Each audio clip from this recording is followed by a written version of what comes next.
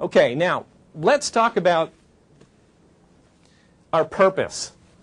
The purpose of Sledgehammer Marketing is to move us from total obscurity in the mind of the customer to blind customer loyalty. Now, obscurity, I'm going to put that up here as a big O. Total obscurity. I have no idea who you are. I have no idea what you're all about. Why should I pay any attention to anything you have to say? You're a big O with me. You're a big zero with me. Total obscurity. How many people had never gotten my email, never heard of me, have no idea who I am? A bunch. So when you walked into this room, there I am. I'm a big O. Who is this guy, and why is this room so crowded? What's going on here, right?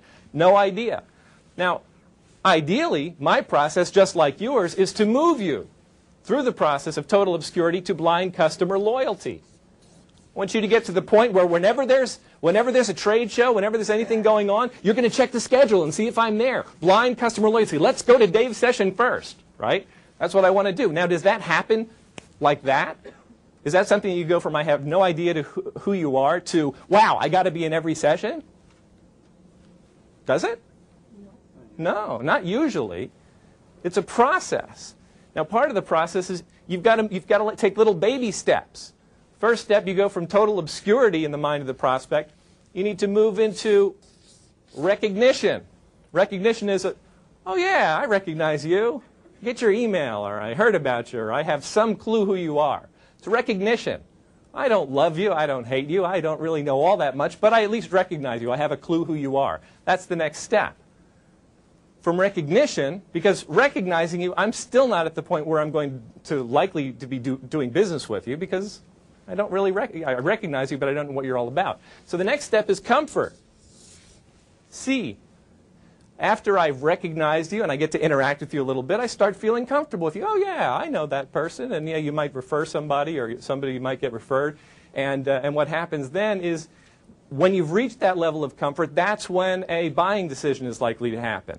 So when you're in front of a prospect or client and they start to feel comfortable with you, that's when they're likely to break out the checkbook. That's the time they get out their wallets, when they feel comfortable enough with you to make the commitment to do that. Then you get that initial order. Doesn't that feel good? Isn't that nice? You get that initial order, and you deliver exceptionally well.